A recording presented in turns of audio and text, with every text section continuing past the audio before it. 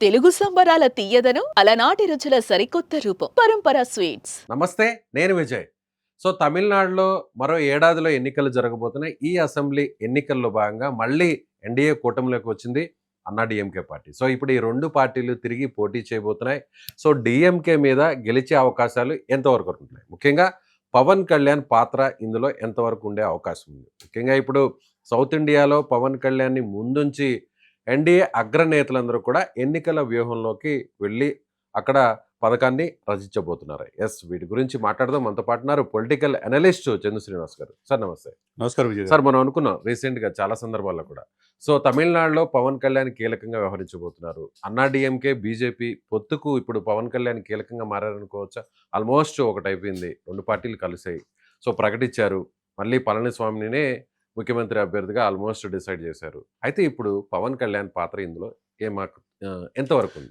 డెఫినెట్గా ఉంటుందండి. ఎందుకంటే ఆయన ఇప్పుడు ఉన్న అన్నామలైని మార్చారు. ఇప్పుడు అన్నామలైకి పళనిస్వామికి మధ్య పడతలేదు. అవును. కాబట్టి ఆయన్ని ప్రజల్లో ఎక్కువగా ఫాలోయింగ్ ఉన్నమాట వాస్తవం. బీజేపీ అధ్యక్షుడిగా ఉన్న బీజేపీ అన్నామలైని.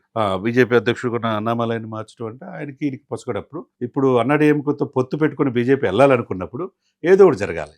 కాబట్టి అన్నామలై యొక్క సేవల్ని జాతీయ స్థాయిలో ఉపయోగించుకోవటానికని ఢిల్లీ తీసుకెళ్తారని నిర్ణయించింది. ఆయన మాజీ పోలీస్ ఆఫీసరు. మ్యాక్సిమం అక్కడ బీజేపీ పుంజుకోవడానికి తన ప్రయత్నం తను చేశాడు. అదే సమయంలో ఆ ప్లేస్లో నాగేంద్రన్ అని చెప్పేసి తిరునెల్వేలి ఎమ్మెల్యేని అక్కడ పెట్టడం జరిగింది.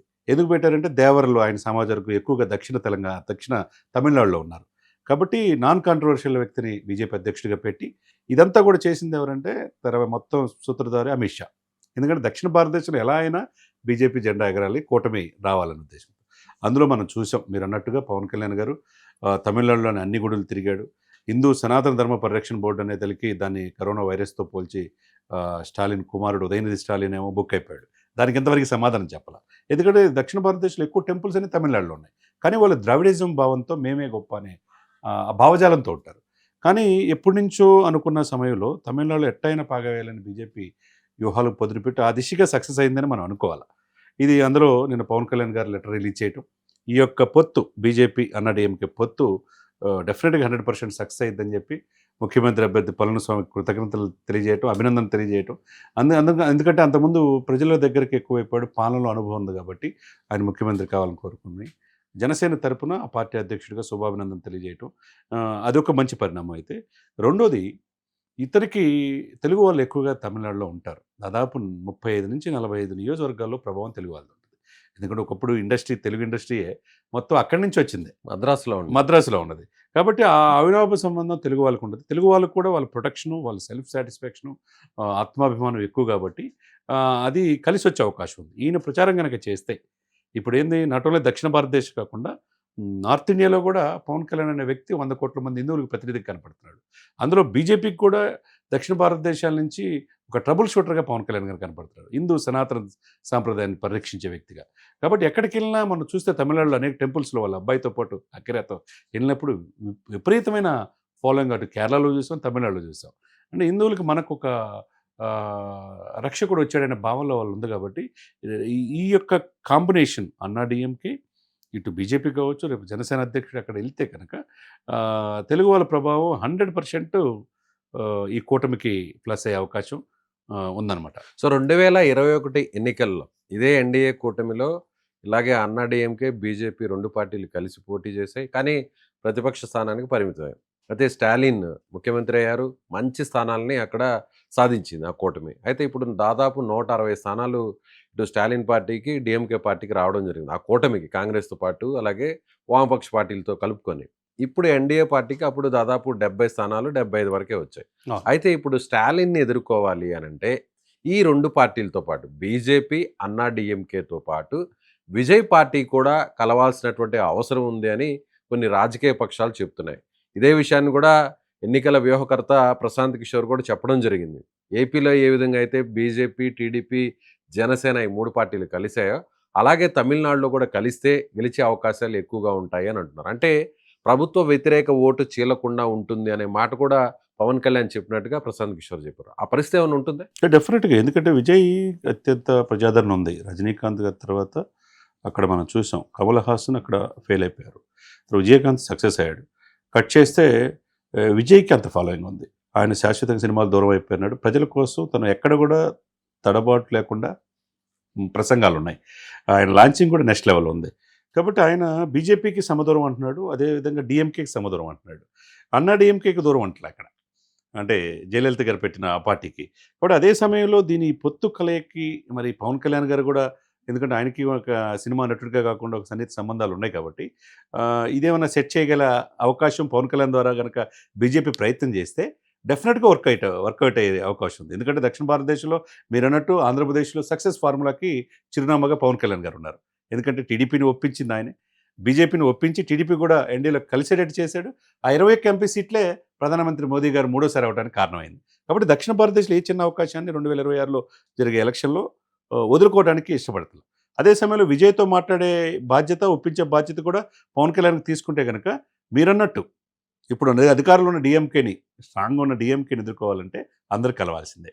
ప్రభుత్వ వ్యతిరేక ఓటుని చీల్చుకోండి. ఎందుకంటే వాళ్ళ కొడుకు పలు సందర్భాల్లో హిందువుల పట్ల, హిందూ సమాజం పట్ల ఆయన మాట్లాడిన మాటలు అక్కడ ఉన్న సమాజం రుచించట్ల.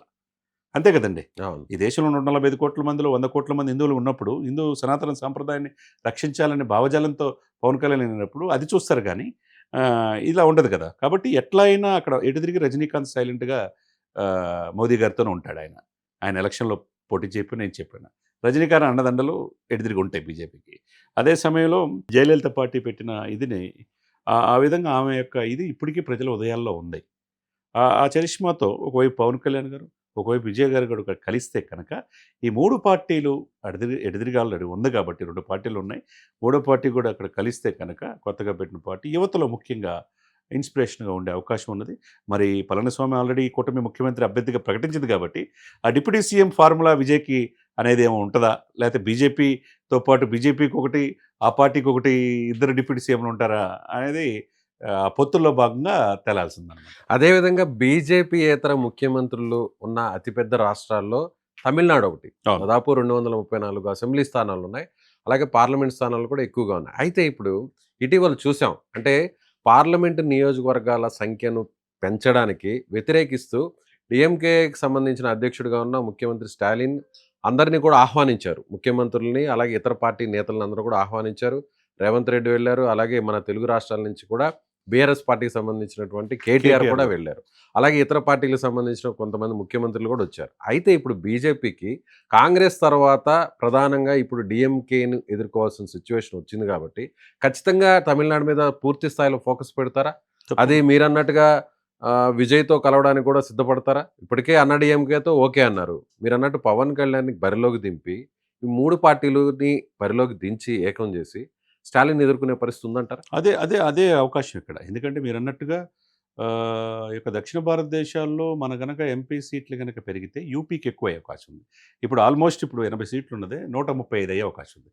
అప్పుడు యూపీ, బీహార్ పెరిగితే ఇక్కడ దక్షిణ భారతదేశంలో క్రమేపీ ఆదాయం అంతా కూడా ఇటు హైదరాబాదు, తెలంగాణ నుంచి, ఆంధ్రప్రదేశ్ నుంచి, చెన్నై నుంచి వెళ్తుంది తలసరి ఆదాయం జీడిపి. కానీ ఇక్కడ సరైన ప్రాధాన్యత మనం అడగటానికి కూడా అవకాశం ఉండదు. కాబట్టి సఫిషియెంట్గా ఈ జనాభా ప్రాతిపదికన అప్పుడు ఏం చేశారంటే అండి, ఈ జనాభా లెక్కలు కూడా జరగల మన ఇది కరోనా రీతిలో 2025 జరగాలి, 26 డీలిమిటేషన్ ఎట్టి పరిస్థితుల్లో జరగాల్సిందే. అదే సమయంలో డీలిమిటేషన్ బీజేపీ యొక్క ఇది ఇంకా ప్రకటించాల. అదే సమయంలో జనాభా లెక్కల ప్రకారం అటు నార్త్ ఇండియాని ఇంప్లిమెంట్ చేయాలా, దక్షిణ భారతదేశంలో ఇంప్లిమెంట్ చేశారు కాబట్టి జనాభా తక్కువ అయింది, అక్కడ ఎక్కువ అయింది కాబట్టి పార్లమెంట్ సీట్లు ఎక్కువ వస్తున్నాయి. కాబట్టి ఇది అంతరాలు తొలగించాలనే ఉద్దేశంతో దక్షిణ భారతదేశంలో ఉన్న ప్రాంతీయ పార్టీలన్నీ కూడా సమావేశం అయిపోయినాయి. అది కాకుండా హిందీని బలవంతంగా రుతున్నారు అనేది ప్రజల్లో తీసుకెళ్ళగలుగుతున్నారు. ఇవన్నీ ఓవర్కమ్ అవ్వాలంటే, స్టాలిన్ ఎదుర్కోవాలంటే డెఫినెట్గా మీరు చెప్పినట్టు కొత్తగా ఆవిర్భవించిన విజయ్ పార్టీతో పాటుగా అన్నా డిఎంకే, బీజేపీ కనుక ఈ 3 పార్టీలు కలిస్తే గెలుపు నల్లేరుపై నడకగా మనం భావించవచ్చు. Right sir. సో ఇది పొలిటికల్ అనలిస్ట్ చందు శ్రీనివాస్ గారు చెప్తున్నట్టుగా ఖచ్చితంగా బీజేపీ అధిష్టానం తమిళనాడు మీద పూర్తి స్థాయిలో ఫోకస్ పెడుతుంది. ఎలా అయినా సరే స్టాలిన్ను గద్దె దించడం కోసం ఇక్కడ ఏపీలో ఎలాంటి ఫార్ములాని ఇంప్లిమెంట్ చేశారో అలాంటి ఫార్ములాని అక్కడ కూడా ప్రయోగించే అవకాశం ఉంది. ముఖ్యంగా విజయ్ పార్టీతో కూడా కలిసే అవకాశం ఖచ్చితంగా కనిపిస్తుంది. ఇప్పటికే అన్నా డిఎంకేతో పొత్తు పెట్టుకున్నటువంటి బీజేపీ ఎన్డీఏ కూటమి రేపు ఏ మేరకు ప్రభావం చూపిస్తుందో, అందులో పవన్ కళ్యాణ్ పాత్ర కూడా ఏ స్థాయిలో ఉంటుందో ఆయన చెప్తున్నారు. Thank you so much. Suman టీవీలో మీ పర్సనల్ అండ్ బిజినెస్ ప్రమోషన్స్ కోసం కింది నెంబర్కి కాంటాక్ట్ చేయండి.